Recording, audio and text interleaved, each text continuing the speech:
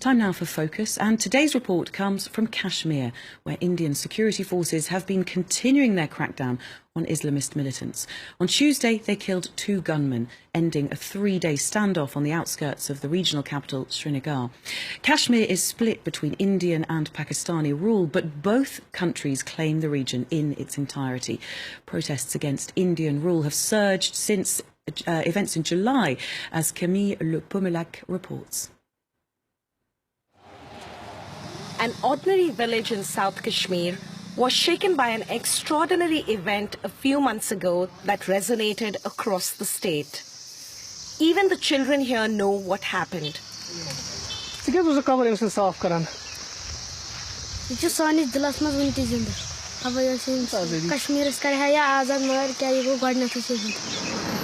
Burhan Wani was a household name in Kashmir even before he was killed by the Indian Armed Forces near Tral on 8th July. The 22-year-old militant commander had been in hiding since he was a teenager and had popularized the use of social media to advocate violent jihad against India. For India, he was public enemy number 1 and his death was widely celebrated. But one man's terrorist is another man's freedom fighter. And in Kashmir, over 20,000 people defied curfew to attend his funeral. In Tral, we met his father, Muzaffar Wani. I'm proud of my son, Burhan. He used social media to highlight the situation here in Kashmir, and by doing this, he helped inspire other people. But these people chose to become militants on their own because of the violence they have undergone. Following Burhan's death, widespread protests broke out across Kashmir, and over 100 civilians were killed by security forces, who also took heavy losses. In the capital, Srinagar, groups of youth with their faces masked often clash with the security forces, particularly on Fridays after prayer. We were able to film one such skirmish. In this neighborhood in Srinagar, a group of young men, armed with little more than stones, prepare to take on the Indian army. Their women cheer them on. Anger runs high amongst their ranks. India fires bullets at us. India blinds our children with pellets. What kind of democracy is this? This is an empty democracy. They're just fooling the world. We want freedom from India. Only freedom. Tensions quickly escalated in late September after 18 Indian soldiers were killed by pro-Kashmiri Pakistani militants who infiltrated across the disputed international border into Indian-held Kashmir. India retaliated by carrying out surgical strikes on terror bases across the border. What we've sent out is a message today. Pakistan denied that the strikes ever took place.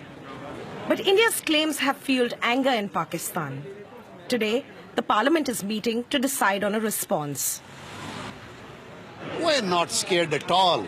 I can assure you, I'm a soldier. I am a war veteran, 1971. And I have absolutely no doubt that India is not at all in a position to do anything against Pakistan. They cannot overwhelm Pakistan. We have no offensive designs. We know how to defend our territory. War between these two nuclear rivals could be disastrous for the entire region. Brigadier Naeem Salik, who served in Pakistan's elite strategic planning division, the agency that is in command of the nuclear arsenal, paints a dismal picture. Indians are aware that if the escalation cycle starts building up, a stage will come where Pakistan may start contemplating the use of these low-yield nuclear weapons. Ironically, the very presence of nuclear weapons is what may be preventing these two nations from going to war. Since the advent of nuclear weapons in South Asia, a major war between India and Pakistan has been more or less ruled out. If you carry out a cost-gain analysis in a nuclearized security environment, you always end up as the losers. Even the victor would have suffered so much of losses that whatever gains they make will be worthless.